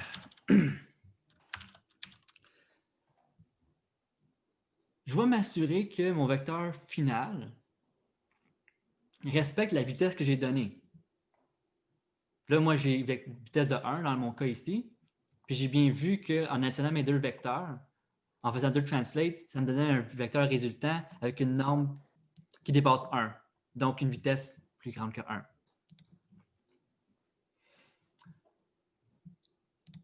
La solution que je vous propose, c'est encore avec des tableaux. Ceux qui m'ont eu en 202, vous savez à quel point j'adore les tableaux et mes books of four. Ici, je vais créer un tableau de int. Et puis, ça va être mes, disons, pressed keys. C'est les indices de mes touches qui ont été pressées. Donc, si pendant un move, j'ai pressé sur W et D, je vais garder ça en mémoire. Puis là, je veux savoir que, OK, pendant ce move-là, j'ai vérifié à l'aide de ma book 4 toutes les touches et j'ai réalisé que W et D sont pressés. Maintenant, je vais réagir en conséquence. Fait int pressed keys égale new tableau de int. Puis là, j'ai fait ça à la C++. J'ai trouvé de C++ récemment. En C#, c'est comme ça. Bon. Égale new int. Et puis, juste question comme ça, la taille de mon tableau devrait être quoi? 4 max. Yes. Autrement dit, le même nombre de moving keys que j'ai. Parce que je peux presser maximum sur toutes ces touches-là, mais pas plus. Donc, je vais justement faire... En fait, je vais prendre mon moving keys.length, puis je vais le faire au début. Comme ça, je le calcule juste une fois. Ici, n. En fait, je pourrais même mettre ça avant ici et remplacer mon code comme ça. Juste pour éviter de faire des opérations redondantes. OK, fait que là, j'ai press keys de taille n. Si j'ai 4 movement keys, j'ai la possibilité de peser sur ces 4 movement keys-là en même temps. C'est pour ça que j'ai un tableau de taille n qui est la taille de movement keys. Et je ne vais pas faire ma transform tout de suite. Je vais garder ça de côté pour l'instant. Si j'ai pesé sur la touche I, je vais ajouter la touche I à mes press keys.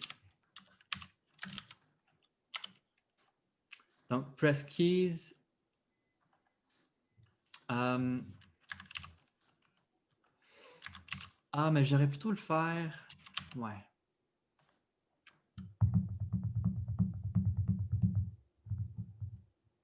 Il y a plusieurs manières de le faire. Je n'ai pas le temps de vous montrer d'utiliser un bit mask. Puis avec le temps qui nous reste, qui est vraiment peu. Je vais utiliser une liste. Juste pour simplicité. Là. C'est pas vraiment grave. Je vais utiliser une liste de int. Press keys égale new list. Mais encore une fois, je vais donner une taille de n. Donc, je vais au moins initialiser ma liste avec une capacité de 4. Puis, je ne devrais jamais dépasser cette capacité-là. Et puis là, dans mes press keys, je vais faire un point add, puis je vais ajouter i.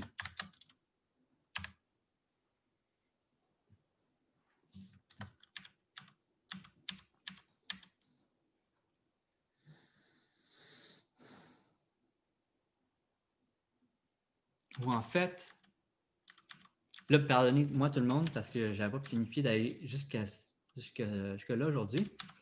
Donc, je considère des possibilités. Et en fait, donnez-moi juste 30 secondes. Je pense que même, je vais juste faire un vecteur 3 ici. Ça va être result. Égale new vecteur 3. C'est un vecteur 3, 0.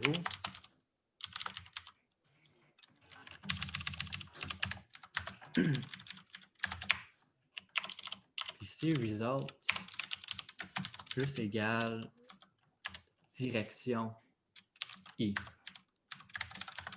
C'est pas mal plus facile comme ça. Je veux juste accumuler tous mes déplacements à faire dans un seul vecteur. Donc, si dans Move, j'ai W et D de précé, ben, je pars d'un vecteur 0, puis je l'ajoute W, donc 0, 0, 1, et j'ajoute 1, 0, 0, qui va me donner au final un vecteur résultant de 1, 0, 1. Donc, justement, un vecteur de 1, 0, 1, ce serait mon vecteur bleu ici, qui va avoir une longueur, justement, par trigonométrie simple, qui dépasse 1. Tout ce que j'ai besoin de faire maintenant, c'est prendre ce vecteur bleu-là et de le normaliser, c'est-à-dire de l'apporter entre 0 et 1.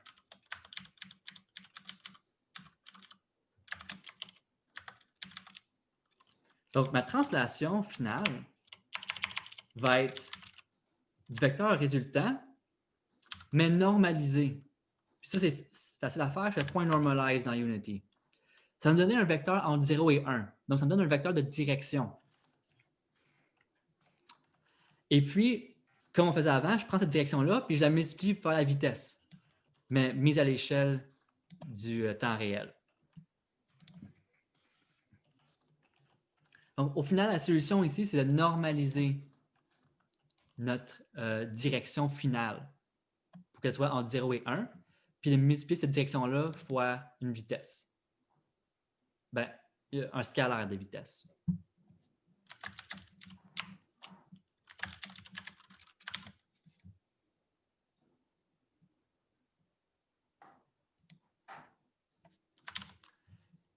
Et pourquoi pas, je vais mettre speed public pour permettre de changer, ou public ou serialized field, en fait, un ou l'autre. Je vais mettre serialized field, vu que c'est ça qu'on a fait au dernier cours.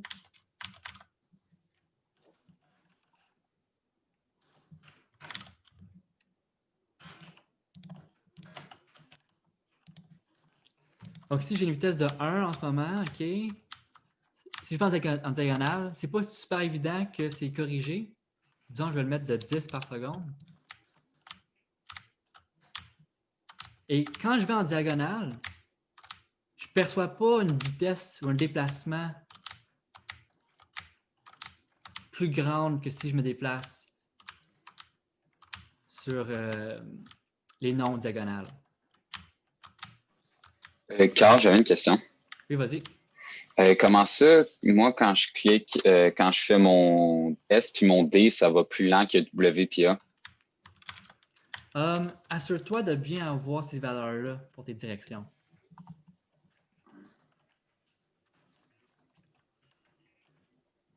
Ouais, j'ai les mêmes choses. Je sais pas pourquoi, moi, ça va juste plus lent. T'as get key ici? Ouais. Moi aussi, j'ai ça. Si je pèse A puis D, il s'en va vers la gauche. Genre, il s'annule pas. Ah, OK. Ça, c'est parce qu'ils ne sont pas... Comme si j'essaie de le faire, là, moi-même. s'annule pas? Moi, il s'annule. Vincent, as-tu ce problème-là? Non. Moi, il est juste plus lent vers la droite que vers la gauche, puis plus lent par en arrière que par en avant.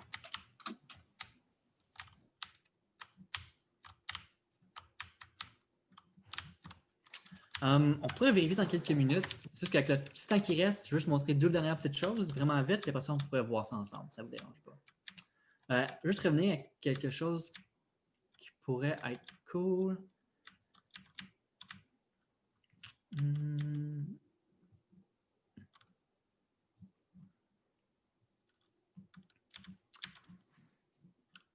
Ça se fait-tu parce qu'il normalise entre 0 et 1, puis là, il y a moins 1? Ben, en fait, il normalise entre, j'ai dit 0 et 1. Mais là, vu qu'il y a moins 1, il le met à quelque part d'autre. Non, c'est entre moins 1 et 1, je pense qu'il Ben, normalise. la norme, c'est une distance. Donc, la norme, c'est Toujours non positif. signé. Ouais. Mais les composantes sont négatifs. Donc, comme Ouais, ton X, ton Z pourrait être négatif. C'est juste que vu que quand tu fais Pythagore, tu fais des puissances de 2, donc ça enlève les négatifs. Ouais, non, ok, c'est juste une opinion sur le problème.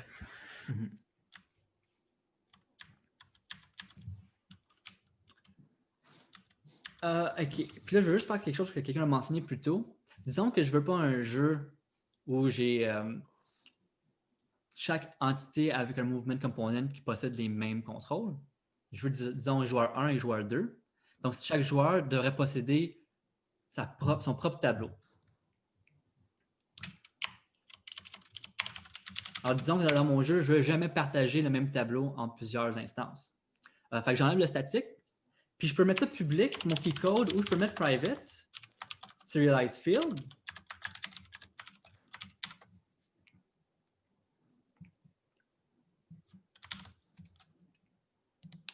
Et maintenant, on voit ici Movement Keys dans l'inspecteur. Et ce qui est cool, c'est qu'on peut justement changer les éléments de tableau de keycode ou d'autres types de tableaux dans l'inspecteur de Unity. Donc ici, j'ai joueur 1, WASD. Ici, je vais dupliquer mon joueur pour avoir un deuxième joueur. Je vais appeler joueur 2. Et joueur 2 va avoir les flèches. Up arrow.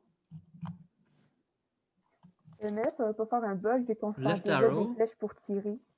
Oui, ben c'est ça. Il va tirer en même temps. Après ça, j'ai fait up, W-A-S, ça va être par en bas. Et puis finalement, right. Donc oui, il va tirer parce qu'on avait bindé ou on avait associé gauche et droite sur le canon. Je pourrais juste désactiver les canons pour l'instant, mais disons c'est pas vraiment grave. Fait que j'ai WASD ici. Et pour l'autre, j'ai WASD. Non, j'ai en haut, en bas, gauche, droite, je veux dire. Et puis, c'est ça la beauté des composantes, c'est d'écrire du code polyvalent. Maintenant, j'ai un jeu, disons, prêt pour multijoueur local. Je pourrais avoir 2 joueurs ou 1000 joueurs, mais je n'ai pas besoin de retourner dans mon code puis changer ma logique. Parce que ma logique a été faite pour être super polyvalente grâce au Book 4 et le Data Driven. Ici, dans 16, ça veut dire 16, ça sert à quoi ici dans Movement Component? Excellente question. C'est le nombre. Donc, comme que je disais, notre Book 4 est polyvalente. Donc, je peux avoir 4 touches, mais si je mets 10, là, j'ai 10 touches. Ah, OK, OK. Là, c'est sûr que ça ne va pas fonctionner ici dans notre assert. Sinon, je vais faire le test. Là. Parce que je dois avoir 10 directions si j'ai 10 movement keys. Puis en ce moment, je n'ai pas 10 directions. Donc, si je pars ça, console, je vois assertion failed constamment. Il me dit justement que mon assert ici plante. Parce que là, j'ai 10 movement keys, mais 4 directions. Donc, justement, j'ai quelque chose qui n'est pas vraiment censé. Justement, si j'essaie de jouer à ça, j'ai plein de index out of range exception.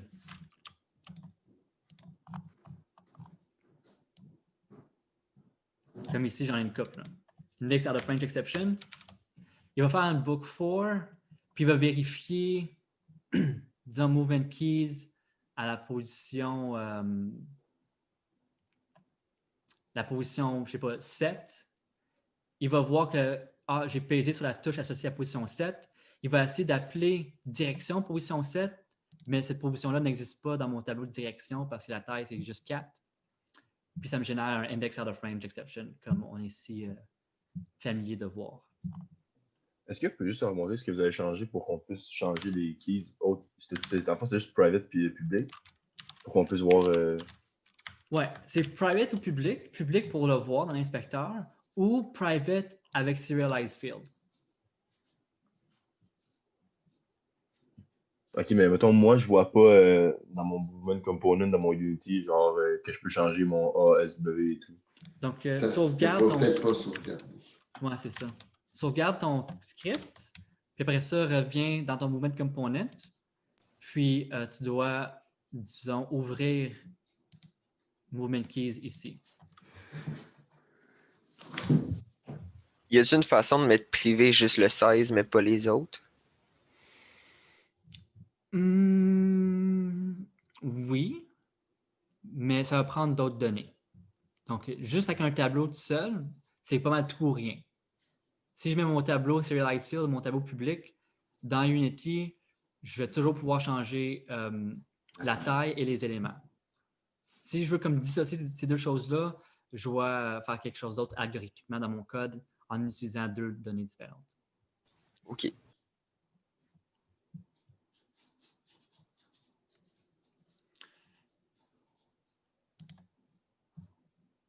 Bon, alors ça, c'est comme notre départ pour le déplacement pour le joueur et également pour les actions du joueur. On n'est pas encore arrivé aux actions.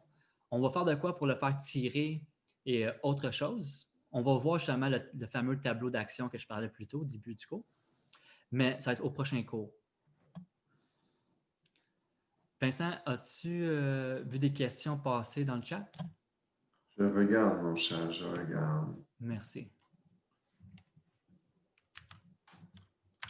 Non, rien de récent. Rien de récent? OK. Donc, c'est ça pour aujourd'hui. Au prochain cours, on va continuer avec le joueur. Et comme que je disais, on va lui donner des actions un petit peu plus intéressantes qu'un simple déplacement. Et puis, je crois qu'on aurait aussi le temps de commencer à parler de collision et de physique, des choses comme ça. Absolument. Ouais. Est-ce que j'ai des questions avant que je vous laisse partir pour aujourd'hui?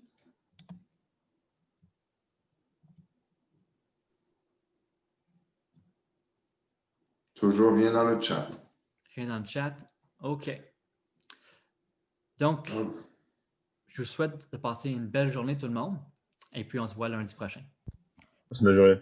Merci. Au revoir tout le monde. Bonne journée. Bonne journée. Merci, bonne journée. Ça va bonne être journée. mardi prochain, en fait.